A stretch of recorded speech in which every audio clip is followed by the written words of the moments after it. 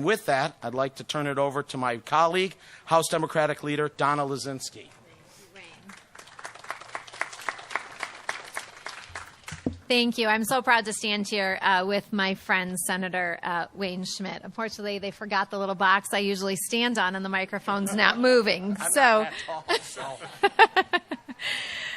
So, I am very proud to be here today discussing this truly bipartisan effort and to have joined Senator Schmidt in his now over a decade-long efforts to move this forward. When we're looking at, with all the details that Senator Schmidt described, I just want to kind of build on a couple of those points. One is this is about removing obstacles to work.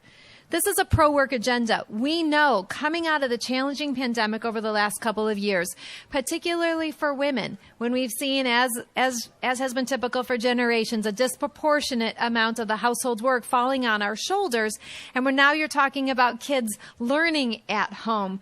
We have I think it's about 170,000 women who are yet to return to the labor workforce. We have a low labor participation rate in Michigan, and we need to be able to remove those obstacles and hurdles, as Senator Schmidt pointed out, with dignity.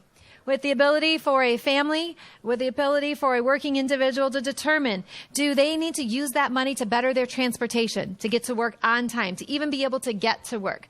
Do they need it for child care? Do they need it to take an online course to get that better job, to be able to move into the job of the future while working a job today? And so when we look at that, another factor we've heard a lot about at this conference is affordable housing.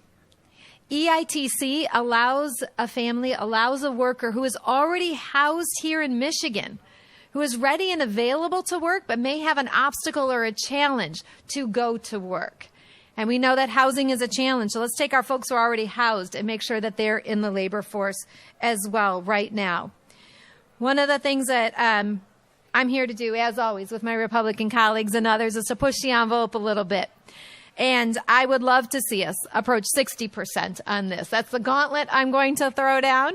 I know that as we look at research, as we look at things we've done on a bipartisan basis in the past, expanding Medicaid, where we know when you have a healthy person, they can get out and collect a healthy paycheck. We start to match these federal income tax credits, put real dollars for real work in real people's pockets. This will be a net benefit to our state, will help our economy grow, and our hope is that it will end up being a net benefit to the revenue streams in the state and an investment in our people and families. So let's stop talking about it for years. Let's get this done. We have a unique opportunity right now in Michigan to make transformational changes, generational change in our state, and we stand ready to work together as the business community on a bipartisan basis to get this done.